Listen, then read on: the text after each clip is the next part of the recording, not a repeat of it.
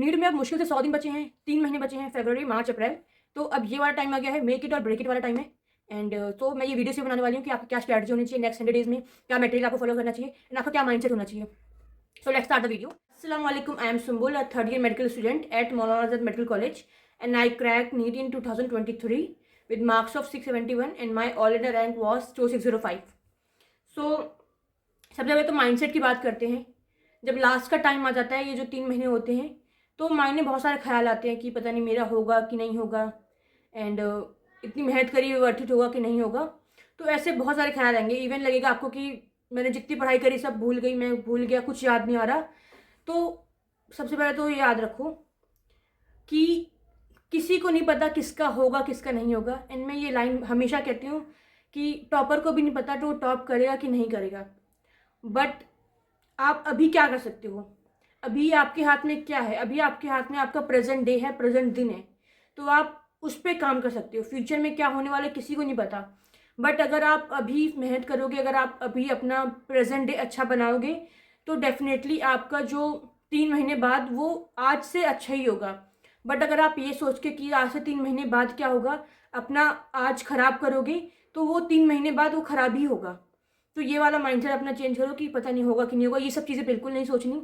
तो पॉजिटिव रह के तैयारी करनी है एंड ये सोचना है कि मुझे अपना बेस्ट देना है आज पूरे दिन में, जो भी चीज़ें अपनी प्लान करनी है एंड उसको अपना पूरा बेस्ट तरीके से अपना दिन अपना स्पेंड करना है कि मुझे अपना बेस्ट देना अच्छे से।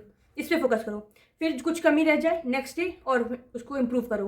एंड रात में सोने से पहले आपको ऐसा फील होना चाहिए कि आपने कहीं भी टाइम वेस्ट नहीं किया एंड आप जितना बेस्ट दे सकते थे आपने वो दिया अपना। मेरा टाइम था 3 महीने पहले, तो मैं रात में जब सोती थी तो मैं पूरा एनालाइज करती थी कि मैंने क्या क्या किया पूरे दिन एंड जो भी मैं पढ़ती थी उसको रिकॉल करने की कोशिश करती थी। तो इससे एक रिविजन वाली भी चीज़ होती थी, थोड़ा याद आती थी चीज़ें। एंड सेकंड थिंग इज़ कि इससे मुझे एक पॉजिटिव माइंडसेट मेरे को मिलता था। एंड कहीं भी टाइम वेस्ट नहीं करी थी। तो मेरे को ये था कि ये मेरा बेस्ट है और मैं इससे बेस्ट क्या कर सकती हूँ। बाकी तो फिर ये है कि अल्लाह ताला के ऊपर है, जो भी मेरे हक में होगा अल्लाह ताला बेस्ट करेंगे। इतना यकीन तो होना चाहिए, हम मुसलमान हैं, इतना यकीन तो रखते हैं अल्लाह ताला पे कि अल्लाह ताला हमारे लिए बुरा कुछ भी नहीं करेंगे, जो भी होगा वो बेस्ट मिलेगा। तो बस यही माइंडसेट रखो अपना कि अपना बेस्ट देना है एंड उसके बाद अल्लाह ताला पे यकीन रखना है। फिर जो भी होगा ठीक है, देखा जाएगा उसके बाद। एंड अब बात करते हैं कि आपकी सब्जेक्ट वाइज क्या स्ट्रैटेजी होनी चाहिए, उस पर बात करते हैं। तो बायो से स्टार्ट करते हैं। सबसे पहले तो बायो 360 मार्क्स की होती है, तो इसको इग्नोर बिल्कुल भी नहीं करना है। लाइक ये नहीं करना है कि फिजिक्स वीक है तो फिजिक्स से बहुत ज़्यादा टाइम दे दिया, बायो को इग्नोर ही कर दिया। फिजिक्स आप कितनी भी अच्छी कर लो, 180 मार्क्स की है ना, बट बायो 360 मार्क्स की है एंड इसमें स्कोर करना भी ईजी है, तो इसको इग्नोर नहीं करना। इसमें आपको ये करना है कि थोड़ा वक्त देना है बट डेली देना है। ऐसा सब्जेक्ट है इस पर आप थोड़ा वक्त दोगे बट ये आपको बदले में ज़्यादा रिजल्ट देगी, तो उसको इग्नोर बिल्कुल नहीं करना है। बायो में आपका क्या मटेरियल होना चाहिए, एक तो एनसीईआरटी ये फिक्स कर लो अपना एंड उसके बाद इसको एनसीईआरटी को अपने नोट्स के साथ लिंक कर लो। लाइक आपके नोट्स में कुछ ऐसी चीज़ें हैं जो आपके एनसीईआरटी में नहीं है एंड कुछ कंसेप्ट जो एनसीईआरटी में कॉम्प्लेक्स तरीके से है, उसको नोट से ऐड कर लो अपने एनसीईआरटी में, बीच में पेजेस ऐड कर लो। मैं आपको यहाँ पे दिखा दूंगी मैंने कैसे ऐड किए थे पेजेस। इससे ये होगा कि जब एंड में आपका टाइम 1 महीना 15 दिन होगा तो आपको इधर उधर भागना नहीं पड़ेगा कि आपको ये भी देखना है, उस नोट्स में देखना है, इधर वो देखना है। क्योंकि इससे लास्ट में जब 15 दिन बचते हैं बहुत पैनिक होता है, मतलब कि बहुत ज़्यादा स्ट्रेस होता है, तो समझ नहीं आता क्या करे वो करे, इधर छूट रहा है वो छूट रहा है। तो आपका मटेरियल फिक्स होना जरूरी है। इस वजह से कह रही हूँ कि एनसीईआरटी में चीज़ें ऐड कर लो। करना क्या है कि कुछ भी मतलब एक पेज ले लिया A4 साइज का या फिर छोटे वाली कॉपी होता है एंड कोई भी जैसे कि फोटोसिंथेसिस वगैरह में होता है C3 cycle C4 cycle NCERT में अच्छे से एक्सप्लेन नहीं करिए पर नोट्स में होता है, तो उसको नोट कर लिया अपने अकॉर्डिंग, साइकिल बना ली इजी लैंग्वेज में, फिर उसको बीच में ऐड कर लो, सिंपल। तो ये करना मैं आपको दिखा दूंगी कैसे किया था मैंने। एंड उसके बाद आपको एक लिस्ट बनानी है कि ये चैप्टर मुझे बहुत अच्छे से आता है, ये चैप्टर रटने वाले हैं, ये वाला कंसेप्ट वाला चैप्टर है।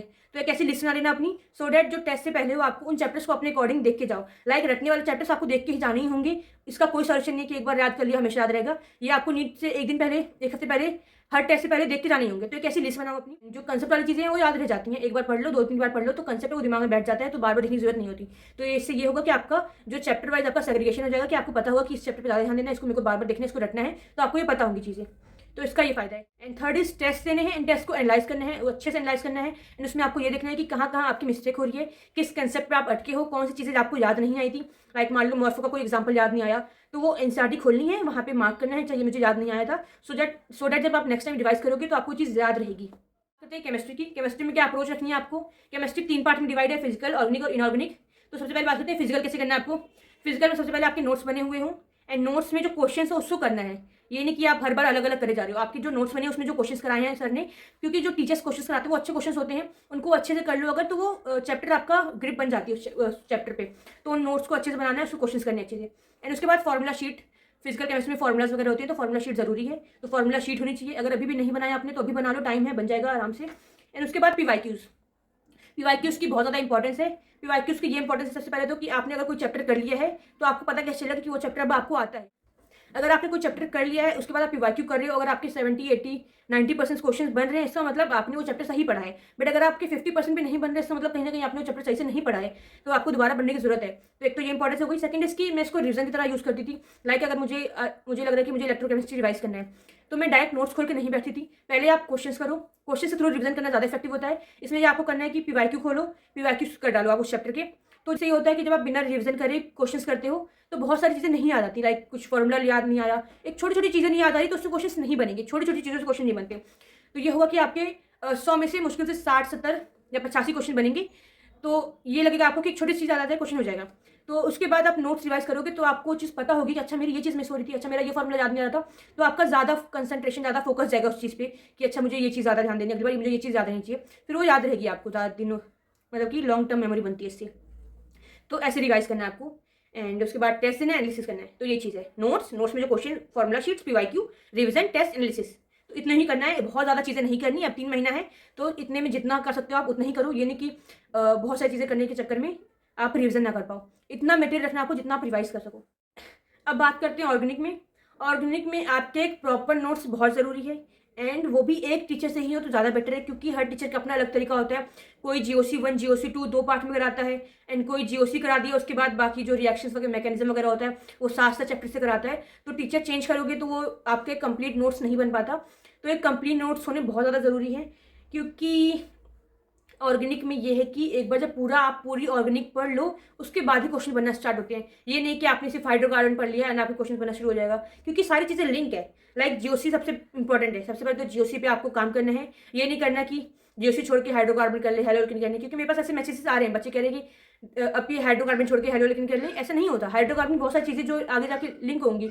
इवन ऑर्गेनिक में मेनली GOC अगर आपने कर लिया, GOC और हाइड्रोकार्बन और हेलोलिकन अच्छे से कर लिया, बाकी जो अल्डिहाइड, अल्कोहल, ये सब चीज़ें में कुछ बचता ही नहीं है। मेनली उसमें फिर रिएक्शंस वगैरह होती हैं, क्योंकि सारा पार्ट इधर ही इंक्लूड हो जाता है GOCs में और हाइड्रोकार्बन में। तो इस पर अच्छे से टाइम देना है, इसको अच्छे से करना है, एंड रटना नहीं है।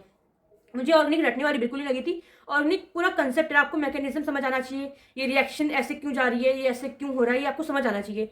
तो आपकी ऑर्गेनिक ईजिली हो जाएगी और समझ भी आएगा, एंड रटना नहीं पड़ेगा। और रटने में मेनली बस थोड़ी बहुत चीज़ें होती हैं, लाइक ये रिएजेंट इसमें ये यूज़ करना है, एंड और नेम्ड रिएक्शन याद करनी होती है। ज़्यादा कुछ रटने वाला नहीं है, तो रटना मत। अगर आपको ऐसा लग रहा है कि आप नोट्स पढ़ रहे हो, आप सिर्फ रट रहे हो, आपको समझ नहीं आ रहा है, तो आपने सही से नहीं करा है। एंड ऑल्सो ऑर्गेनिक में यह है कि आपको रिविजन करनी होगी बार बार से मतलब है मेरा 10-15 बार भी करना होता है। ये नहीं कि 2-3 बार, 10-15 बार। एंड ये है कि ऑर्गेनिक और इनऑर्गेनिक में ये होता है कि लाइक एक अपना वीक सेट कर लो कि इस वीक में मुझे ऑर्गेनिक रिवाइज करनी है, तो डेली 2-2 घंटा थोड़ा थोड़ा रिवाइज करते रहो। ये नहीं करना कि आज कुछ टॉपिक कर लिया, फिर 1 हफ्ते बाद कुछ कर लिया, 2 हफ्ते बाद कुछ कर लिया, ऐसे नहीं करना। एक पर्टिकुलर वीक डिसाइड कर लो, एंड उस वीक में डेली थोड़ा थोड़ा ऐड करते जाओ। मान लो आज से मैंने 1 हफ्ते बाद तक अपना सेट कर लिया कि मुझे ऑर्गेनिक रिवाइज करना है, तो मैंने आज IUPAC आइसोमर रिवाइज कर लिया, कल मैं IUPAC आइसोमर फिर GOC ऐड कर लूँगी, फिर next day IUPAC isomer GOC and कुछ और ऐड कर लूँगी, फिर नेक्स्ट IUPAC आइसोमर GOC फिर कुछ और ऐड कर लूँगी। ऐसे थोड़ा थोड़ा डेली ऐड करते जाऊँगी उसमें। फिर ये होगा कि पीछे का रिवाइज होता जाएगा एंड आगे वाला भी रिवाइज होता जाएगा। एंड ये भी नहीं करना कि पूरे दिन बैठ के ऑर्गेनिक कर रही हो, 2-2 घंटा ऐसे ही करना होता है, पूरा दिन नहीं देना होता रिविजन पे। अब बात करते हैं इनऑर्गेनिक की। इनऑर्गेनिक में 2 तरह के बच्चे होते हैं, एक वो जिनको एनसीईआरटी पढ़ना अच्छा लगता है, एंड सेकंड जिनको एनसीईआरटी पढ़ना बोरिंग लगता है। तो जिनको एनसीईआरटी पढ़ना डिफिकल्ट लगता है, बोरिंग लगता है, उनके लिए ये है कि वो एक बार एनसीईआरटी रीड करें एंड उसी वक्त अपने नोट्स बना लें। नोट्स मतलब कि एनसीईआरटी से चीज़ें अपने A4 साइड शीट लो, उसमें ऐड कर लो, सो डैट आपको नेक्स्ट टाइम एनसीईआरटी ना रिवाइज करना पड़े, आप उस शीट को रिवाइज कर लो तो हो जाएगा। तो मैं यही करती थी कि मैं एनसीईआरटी से, जैसे मेरे को DNF ब्लॉक थोड़ा बहुत अजीब लगता था, मैं बार बार नहीं पढ़ सकती थी उस चैप्टर को, तो मैंने उसको अपने पेज बनाए थे 2-3 पेज, उसमें मैंने सारी चीज़ें ऐड कर ली थी। तो मैं हर बार उसी को रिवाइज करती थी, एनसीईआरटी पढ़ना छोड़ दिया था मैंने। जो मेन वेटेज है इनऑर्गेनिक का वो पीरियडिक, केमिकल बॉन्डिंग और कोऑर्डिनेशन में जाता है, एंड ये रटने वाले नहीं है। लाइक अगर 15 क्वेश्चन आ रहे हैं इनऑर्गेनिक से तो ज़्यादा से ज़्यादा क्वेश्चन ये 3 चैप्टर कवर करते हैं, एंड ऑल्सो जो P ब्लॉक वगैरह बच भी गए वो भी इसमें कवर हो जाता है। लाइक अगर 4 क्वेश्चन P ब्लॉक से आते हैं तो 1-2 क्वेश्चन आपकी पीरियडिक और केमिकल बॉन्डिंग पढ़ के भी हो जाना है। ये 3 चैप्टर अगर आपने अच्छे से कर लिए इनऑर्गेनिक के, तो आपकी इनऑर्गेनिक ऑलरेडी सॉर्टेड हो जाएगी। तो इन चैप्टर को पहले अच्छे से करना है, उसके बाद बाकी जो बिल्कुल रटने वाली चीज़ें हैं फिर उस पर जाना है। सब बात करते हैं फिजिक्स की। फिजिक्स को फिजिकल केमिस्ट्री तरह ही ट्रीट करते हैं। इसमें सबसे पहले आपको लेक्चर लेना है, नोट्स बनाने हैं, एंड आपको क्वेश्चन सारे करने हैं। एंड मेक श्योर आप ऐसे टीचर को फॉलो करो जो सारे क्वेश्चन आपके करा दे, आपको 10 जगह भटकना ना पड़े। तो अभी आपको यही फॉलो करना है, आपके नोट्स के क्वेश्चंस, PYQs एंड टेस्ट देना है, टेस्ट को एनालाइज करना है एंड आपको जहाँ लगे कि ये वाला टॉपिक मेरा वीक है उसको फिर उसके ऊपर क्वेश्चंस करने हैं, तो इसी को रिपीट करना है। एंड ये नहीं करना कि एससी वर्मा कर लें, डीसी पांडे कर लें, अब वो टाइम चला गया है, अब 3 महीने बचे हैं। अब अभी आपको उतना मटेरियल रखना है जितना आप कर सको, ये नहीं कि फोमो के चक्कर में ये कर लूँ वो कर लूँ, आप रिविजन ना करो अच्छे से। नीट में अब मुश्किल से 100 दिन बचे हैं, तो मिस्टेक्स जो आपको अवॉइड करनी है, फर्स्ट इज न्यू मटेरियल के चक्कर में बिल्कुल नहीं पढ़ना। अभी तक आपने जो मटेरियल फॉलो करा है उसी पे स्टिक हो जाओ एंड उसी को रिवाइज करो। जितनी ज़्यादा रिविजन होगी आपकी इंप्रूवमेंट होगी, आपके मार्क्स इंप्रूव होंगे। एंड सेकंड इज PYQ को इग्नोर कर रहे हो आप, PYQs आर नॉन नेगोशिएबल, आपको उसको इग्नोर बिल्कुल नहीं करना। एंड इससे आपको आइडिया लगेगा किस तरह के क्वेश्चन नीट में पूछे गए हैं एंड आप सही स्ट्रैटेजी फॉलो कर रहे हो कि नहीं कर रहे हो, क्योंकि अगर नीट वो क्वेश्चन नहीं बने तो आपके गलत हैं, तो वो क्वेश्चन बने चाहिए। एंड थर्ड इज टेस्ट को डिले करना। देखो टेस्ट देने से आपको आपकी गलतियां पता चलेगी एंड जब आपकी मिस्टेक आपको पता चलेगी तभी आप इंप्रूव कर पाओगे। आपको ये नहीं सोचना कि पता नहीं मेरे मार्क्स आएंगे कि नहीं आएंगे। मार्क्स नहीं आएंगे तो आप पता चलेगा कि आपकी कहीं ना कहीं कमी है, तो आप उसको इंप्रूव करोगे। बट आप ये इसके डर में आप टेस्ट ही ना दो तो ये गलत है। फोर्थ इज कि आप सिलेबस कंप्लीशन पे ध्यान दे रहे हो, रिविजन पे ध्यान नहीं दे रहे हो। देखो सिलेबस कंप्लीशन के साथ साथ रिविजन भी जरूरी है। आप सिलेबस कंप्लीशन कितना भी कर लो, अगर आपने रिविजन नहीं करी तो आपको कुछ भी याद नहीं रहेगा, फिर आपका सारा करा हुआ वेस्ट हो जाएगा। पर आप 12 घंटे पढ़ रहे हो तो आपको 10 घंटा सिलेबस कंप्लीशन करना है, तो 2 घंटा आपको रिविजन पे भी करना है। ज़्यादा नहीं बट 2 घंटा जरूर निकालना है अपने रिविजन के लिए। एंड फिफ्थ इज कि इस टाइम पे आके बहुत सारे न्यू बैचेस लॉन्च होंगे एंड वन शॉट वाले लॉन्च होंगे, तो आपको इनमें नहीं पढ़ना। आपने अभी तक जो स्ट्रेटजी फॉलो करी है, जो मटेरियल यूज़ किया है, आपको उसी पे स्टिक रहना है। आप इसको अपने अकॉर्डिंग यूज़ कर सकते हो, बिल्कुल A to Z नहीं फॉलो करना। आपको जहाँ लगे कि इसमें मेरी कमी है तो आप उसके अकॉर्डिंग यूज़ कर सकते हो। एंड लास्ट इज 30 डेज में एम्स, 50 डेज में एम्स, 100 डेज में एम्स, ऐसी वीडियो से दूर रहना है। सिलेक्शन उन्हीं का होता है जो मेहनत करते हैं, जो एंड तक लगे रहते हैं। वो बेवकूफ़ नहीं है जो पूरे साल से मेहनत कर रहे हैं। एंड ऑल्सो ये लास्ट 3 महीने बहुत ज़्यादा इंपॉर्टेंट है, इस पर अच्छे से पढ़ाई करनी है, अच्छे से मेहनत करनी है एंड इंशाल्लाह सब कुछ अच्छा ही होगा। तो इस वीडियो को यहीं पेंड करते हैं, जल्दी मिलेंगे नेक्स्ट वीडियो के साथ। अल्लाह हाफिज़। इस वीडियो को यहीं पेंड करते हैं, जल्दी मिलेंगे नेक्स्ट वीडियो के साथ। अल्लाह हाफिज़।